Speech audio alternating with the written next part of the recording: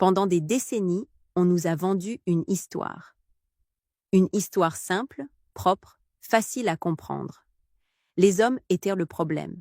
Les femmes étaient les victimes. Et la solution? La séparation, l'indépendance absolue, le rejet. Mais ce qu'on ne vous a jamais dit, c'est que cette histoire n'est pas apparue toute seule. Elle a été construite, mot après mot, image après image, répétée jusqu'à ce qu'elle devienne une vérité qu'on ne questionne plus. Aujourd'hui, je vais vous montrer comment cette division entre hommes et femmes a été ingénieusement orchestrée, qui en profite, et surtout, quel prix nous payons tous, hommes et femmes, pour cette guerre silencieuse qu'on nous a appris à mener les uns contre les autres. Parce qu'au fond, cette guerre n'a jamais été la nôtre. Elle a été fabriquée. Et il est temps de comprendre pourquoi. Tout a commencé par un murmure. Un message qui semblait noble, libérateur même. Sois forte, sois indépendante, tu n'as pas besoin d'un homme. À première vue, ce message paraissait bienveillant. C'était sous la bannière du progrès, de l'émancipation, de l'égalité. Personne ne pouvait s'y opposer sans passer pour un rétrograde, n'est-ce pas? Mais voilà le piège. Ce message, répété des milliers de fois, dans les publicités, dans les films, dans les séries, dans les magazines, a fait quelque chose de très subtil. Il n'a pas juste encouragé l'indépendance, il a créé une séparation. Parce que pour vendre cette indépendance, il fallait un coupable. Il fallait un ennemi. Et cet ennemi, on l'a désigné très clairement. L'homme. Pendant des années, on a dit aux femmes que les hommes étaient la source de toutes leurs souffrances. Que leurs sacrifices, leur silence, leurs rêves perdus, c'était à cause d'eux. La narration est devenue simple. L'homme est le méchant, et toi, tu es l'héroïne qui attend son moment de gloire. Et quand on vous répète pendant assez longtemps que vous avez été opprimé, la colère commence à ressembler à de la justice. Le ressentiment commence à ressembler à de l'empowerment. Et la haine commence à ressembler à de la guérison. Mais voilà le problème. On ne peut pas enseigner la haine sans briser quelque chose à l'intérieur. La femme moderne a appris à construire sa force sur le rejet, pas sur l'équilibre. Elle a appris à parler plus fort, mais à ressentir moins. Elle a appris à se protéger de la chose qu'elle désirait autrefois le plus. La chaleur masculine, la connexion, la complémentarité. Et tout ça, pourquoi? Pour créer un monde divisé. Parce qu'un monde divisé est plus facile à contrôler. Maintenant, parlons de comment cette graine a été arrosée. Parce que ce message ne s'est pas propagé tout seul. Il a fallu une machine. Et cette machine, c'était les médias. Regardez les publicités des 30 dernières années. Combien de fois avez-vous vu des maris ridiculisés, des pères présentés comme des idiots incompétents qui ne savent pas s'occuper de leurs enfants, des hommes dépeints comme des obstacles à surmonter plutôt que comme des partenaires? Dans les films, la femme forte est celle qui n'a pas besoin d'homme. Et si elle en a un dans sa vie, il est généralement faible, pathétique ou absent. Le message est clair, pour être puissante, tu dois être seule. Les sitcoms ont fait pire. Elles ont transformé l'humiliation des hommes en comédie.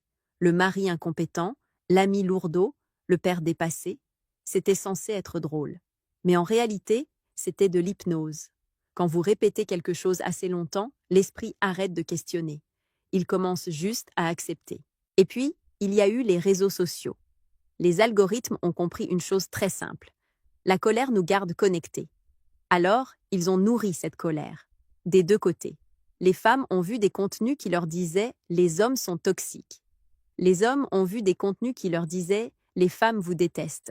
Le hashtag « Men are trash » n'était pas un accident.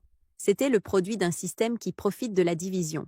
Parce que les gens divisés cliquent plus, regardent plus, achètent plus et surtout, obéissent plus.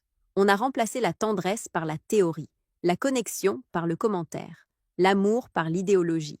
Et pendant tout ce temps, quelque chose de très dangereux s'est produit. On a renversé le blâme. Pendant des siècles, les hommes ont construit le monde, oui, mais le nouveau récit disait « ils l'ont construit pour eux-mêmes ». Ils ont utilisé la force pour opprimer. La masculinité elle-même est devenue coupable. Les qualités qui ont bâti des civilisations, la force, le leadership, la résilience, la discipline, ont été reclassées comme toxiques, oppressives, dépassées. Le langage a changé. Le pourvoyeur est devenu le patriarche. Le protecteur est devenu l'oppresseur. Le mot masculin lui-même est devenu un avertissement. Mais voici où ça devient vraiment tragique. Parce que les femmes, elles, pensaient se rebeller.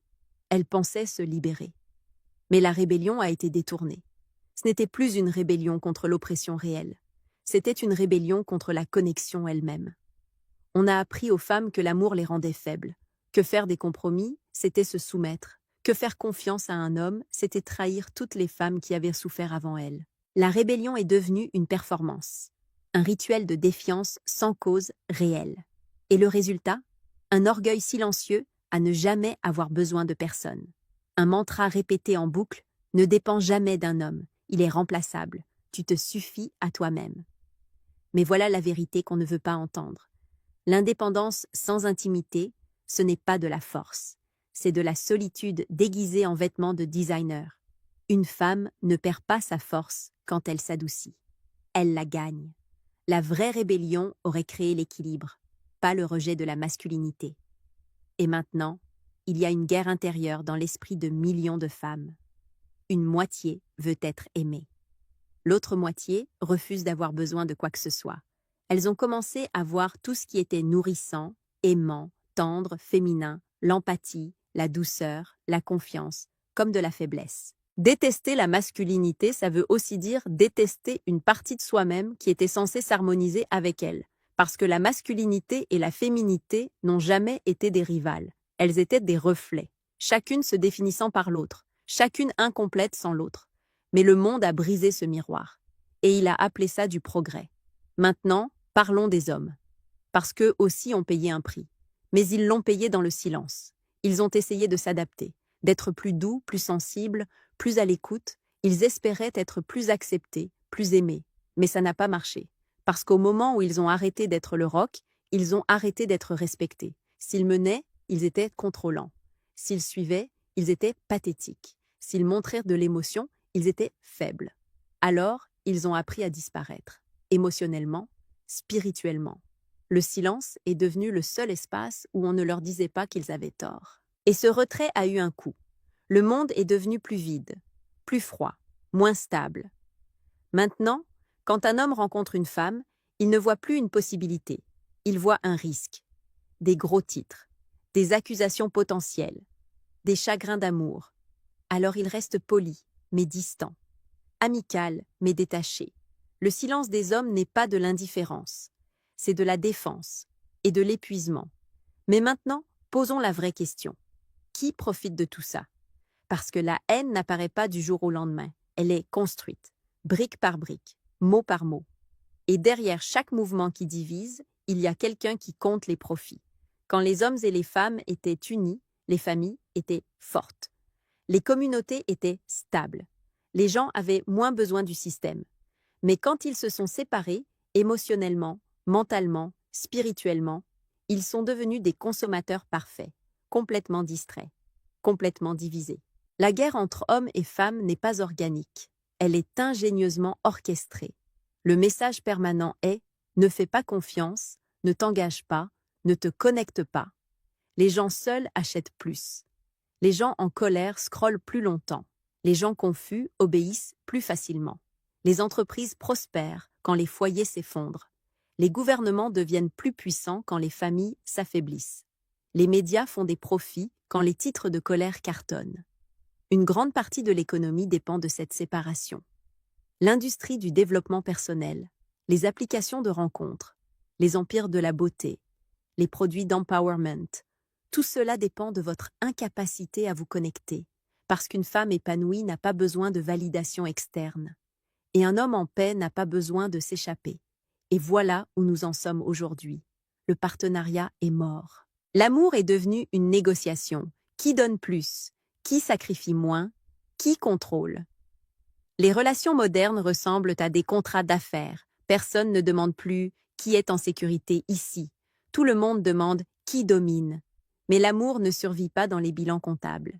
Il survit dans l'abandon, dans la volonté de faire confiance. Dans le monde moderne, avoir besoin de quelqu'un, c'est être faible. Dépendre de quelqu'un, c'est échouer. Alors les gens construisent des murs au lieu de maisons. Les hommes se sentent indésirables à moins de performer. Les femmes se sentent en insécurité à moins de dominer. La relation moderne est une guerre froide, des sourires en surface, des soupçons en profondeur. Mais voici ce qui se passe maintenant. Le réveil, parce que chaque mensonge a une date d'expiration, et finalement, il s'effondre sous le poids de son propre vide. Les slogans commencent à s'estomper. Le bruit se calme. Et il y a une prise de conscience que tout ça ne fonctionne pas. La haine ne ressemble plus à de la force. La solitude ne ressemble plus à de la liberté. Le regret n'est pas de la vengeance ou de la colère.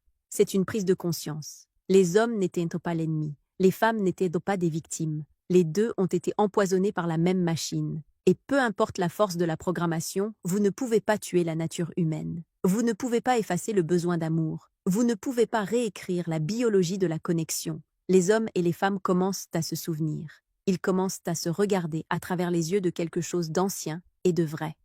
Pas à travers les filtres de la peur ou de l'idéologie. La réalisation est simple. La masculinité n'est pas toxique. Elle est protectrice.